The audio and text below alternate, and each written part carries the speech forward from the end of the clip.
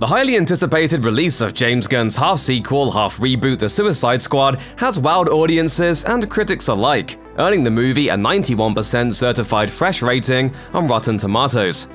Gunn's movie delivers on its promise of intense R-rated violence and off-kilter humor, with a cast that includes returning DC stalwarts and a whole host of new squad members. The 2021 film finds Amanda Waller leading two teams of crazy criminals to take down a Nazi-era laboratory called Jotunheim, which is rumored to be the home base of a secret experiment known as Project Starfish. We're all gonna die.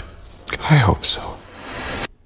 Oh, for God's sake. Following the critical disaster that was 2016's Suicide Squad, there seemed to be nowhere to go but up. The original film was highly profitable, but maybe this time they could make a movie most people actually liked. The good news for film fans is the Suicide Squad appears to have succeeded when it comes to quality, winning over audiences and critics alike. The bad news is this one doesn't seem to be making any money, or at least nowhere near as much money as the 2016 one did.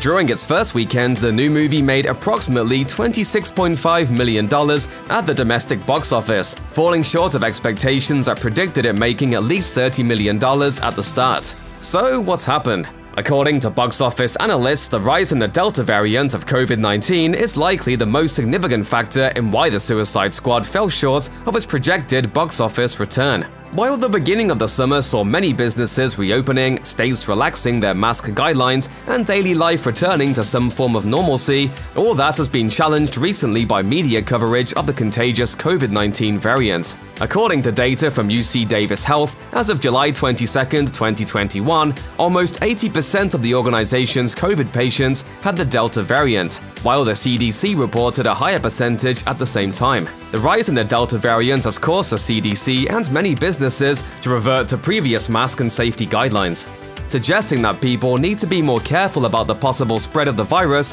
through indoor activities. This likely led many to postpone any plans to visit a movie theater, considering the high rate of transmission often found in that environment. While it's unclear exactly how much the Delta variant contributed to the Suicide Squad's box office shortcomings, it was clearly an influence.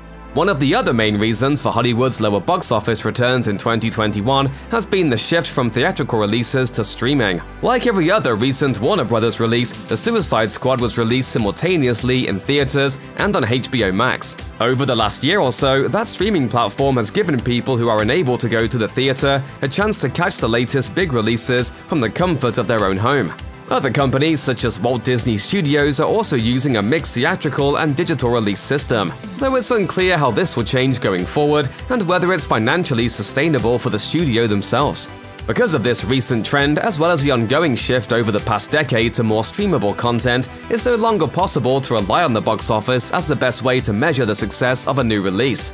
Even streaming figures are a little up in the air. For example, the analytics company Samba TV has suggested that around 2.8 million US households watched The Suicide Squad on HBO Max on opening weekend. But it's difficult to work out how that might have translated into ticket sales, considering a household can contain multiple people. Nonetheless, Deadline reports that the movie at least holds the distinction of having the top-grossing R-rated opening for a movie in the pandemic era. But that may be a cold comfort when comparing the receipts to the movie's $185 million budget. With so many mixed signals, it's hard to argue that The Suicide Squad is a bona fide box office flop, even after you consider those low returns. But it doesn't appear to have been a roaring success either. At the very least, the movie's a good one. We can give them a hand for that. And? Yes, that is your hand. Very good. Check out one of our newest videos right here. Plus, even more Looper videos about your favorite movies and TV shows are coming soon. Subscribe to our YouTube channel and hit the bell so you don't miss a single one.